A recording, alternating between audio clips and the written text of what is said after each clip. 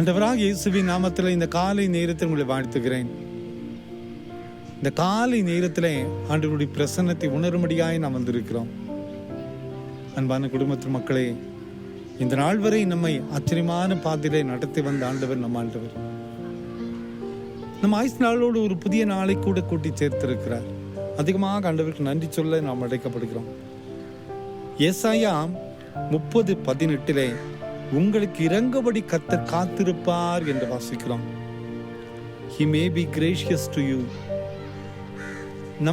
நம் மீது இரக்கம் காட்டும்படியாய் கர்த்தர் காத்திருப்பார். பாருங்க, எத்தனை ஒரு நல்ல ஒரு ஆண்டவர். அவர் காத்திருக்கிறாராம். நமக்காக ஆண்டவர் காத்திருக்கிறாராம். நமக்கு இறங்கும்படியாய் ஆண்டவர் காத்திருக்கிறாராம். நம் வாழ்க்கையிலே நாம் நல்லவர்களாய் மாற வேண்டும் என்பதற்காக நமக்காக ஆண்டவர் காத்திருக்கிறாராம்.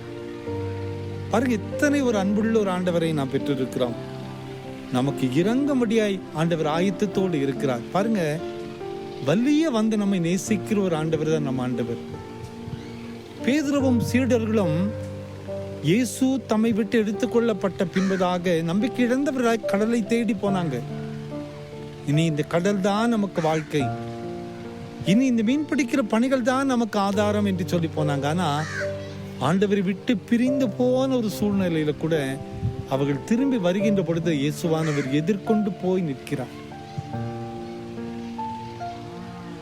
இந்த ஆண்டவருடைய அன்பை அறியாமல் விலகி போனாலும் கூட அவராக வலிய வந்து அவரை நேசிக்கிற ஒரு ஆண்டவர். அப்படிப்பட்ட அன்புள்ள ஒரு ஆண்டவரை தான் நாம் பெற்றிருக்கிறோம்.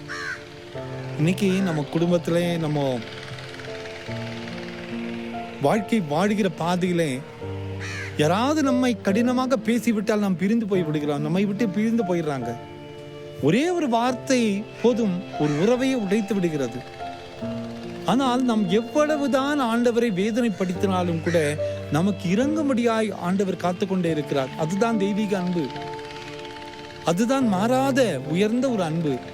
அந்த ஆண்டவர் தான் நமக்கு இறங்கும்படியாய் நமக்காக காத்திருக்கிறாராம். எப்படி ஆகிலும் அவருடைய பிள்ளைகளாய் நாம் வாழ்ந்து விட வேண்டும் என்பதற்காக நமக்கு இறங்கிக் கொண்டே இருக்கிறார். கவலைப்படாதிருங்கள். யார் நம்மை கைவிட்டாலும், யார் நம்மை புறம்பே தள்ளினாலும், யார் நம்மை வெறுத்தாலும் நம்மை நேசிக்கக்கூடிய ஒரு ஆண்டவர் நம்ம ஆண்டவர் இருக்கிறார். அந்த நம்பிக்கையோடு இந்த புதிய நாளை ஆரம்பிப்போம். ஆண்டவரை, என்னையும் நீ நேசிக்கிறீரே, என் மீதும் நீர் அன்பு வைத்திருக்கிறீரே, தகுதியில்லாத என்னையும் ஆண்டவரே நீர் தேடி வருகிறீரே என்று சொல்லி நம்மை அர்ப்பணிக்கும் போது நம் வாழ்க்கை சாதாரணமான வாழ்க்கையாயிருக்கும், பலவீனமுள்ள வாழ்க்கையாயிருக்கும், பாடுகள் நிறைந்த வாழ்க்கையாயிருக்கும், துன்பங்கள் நிறைந்த வாழ்க்கை தான், பலிகள் நிறைந்த வாழ்க்கை தான். ஆனால் நமக்கு இறங்கும்படியாய் நம்மை நேசிக்கக்கூடிய ஒரு அன்பின் ஆண்டவர் நம்மோடு கூட இருக்கிறார். அவர் தேடி வருவார், நமக்கு இறங்குவார், நம்பிக்கை தருவார். இந்த நாள் அவருடைய பிரசன்னத்தை உணர்வோம். கவலைப்படாதிருங்கள். கர்த்தர் நமக்காக பெரிய காரியங்களை இந்த நாளில் செய்வார். ஜெபிப்போமா. அன்பின் ஆண்டவரே, இந்த கால வேளைக்கு நன்றி அப்பா. எங்களுக்கு இறங்கும்படியாய் நீர் காத்திருக்கிறீர். எத்தனை நம்பிக்கையான வார்த்தையப்பா. இந்த செய்தி கேட்டுக்கொண்டிருக்கிற ஒவ்வொருவரையும் நீ தேடி வந்து நேசிக்கிற ஆண்டவர் அப்பா. கைவிடப்பட்டு விட்டோமோ என்று சொல்லி, உலக உறவுகள் எல்லாம் கசந்து விட்டதே என்று சொல்லி கலங்கி நாங்கள் நிற்கலாம். அந்த நீரங்களை தேடி வந்து நேசிக்கிற ஆண்டவரை போன்ற அன்பு, நிலையேற பெற்ற அன்பு என்று அறிகிறோமே. எங்களை உம்முடைய சமூகத்தில் அர்ப்பணிக்கிறப்பா. நீரே பொறுப்படுத்திக் கொள்ளும். உம்முடைய கிருபையுள்ள கரம் எங்களை தாங்கட்டும், எங்களை வழிநடத்தட்டும். இந்த நாள் சமாதானத்தின் நாளாக மாற்றித்தாரும். பிறந்த நாளையும் திருமண நாளையும் நினைவு கூறுகிற பிள்ளைகளை ஆசீர்வதிங்கப்பா. உம்முடைய பிரசன்னத்தினால் நிரப்பும். இயேசுவின் மூலம் ஜெபம் கேளுங்கள் நல்ல பிதாவே. ஆமேன், ஆமேன், ஆமேன்.